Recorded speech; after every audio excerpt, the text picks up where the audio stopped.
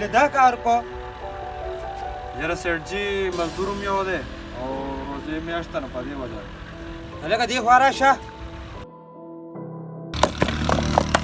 سار دا تو بجونه لګیا شوی ته ویل دا کار کو نیکه زما روجه ده او یو یوازې زما ستا روجې سره کار نشي زه خو تا له دیاړي در کوم ما له دا کار در ماښامه پورې ختمول غواړي ټیک ده نه ته ما دلته کې ځان سره څه له اخیستې ته د دې مزدور نه کار نشي اخیستې دې له خو زه پیسې ورکوم یاره نه که تا ته پته ده روزې میاشت هم ده په دې روژه میاشت کې مزدور میلاویږي هم نه دا غریب خو یوازې د غریب د ځان له مزدوري کوي او بل جا یو روژه هم ده روژه په خولې هم لګیا دی او اوس ته خپله سوچ وکړه که نه یوازې په یو کس خو دغه کار کېږي سار راسې کور څنګه جوړوم چې دې داسې لګیا دی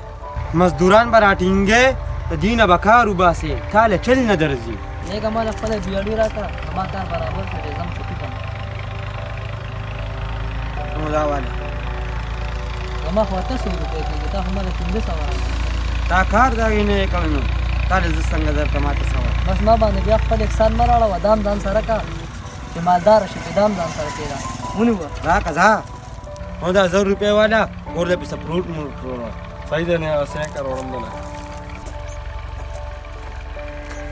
دا والا فروټ راوړو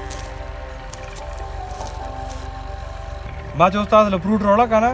دا مزدور مې ولید په لاره کې ناست و هغه په اوبو سره روژه ماتوله په کار کې بې نخرې نه کولې نو بس ما به له پیسې صحیح ورکولې زه خیر د غریبو مړه مزدوري یې کوله مزدوري والا پوره ورکوه زما احسان یې نه منو زه دا ولې اوس په زما احسان ومني دا والا اوس هم دا فروټو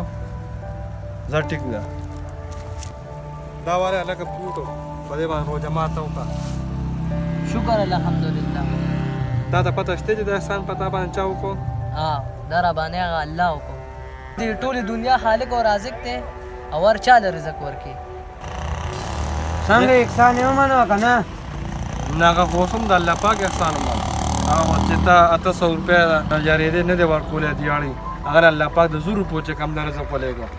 بېشکه الله یو بهترین رزق ورکوونکی دی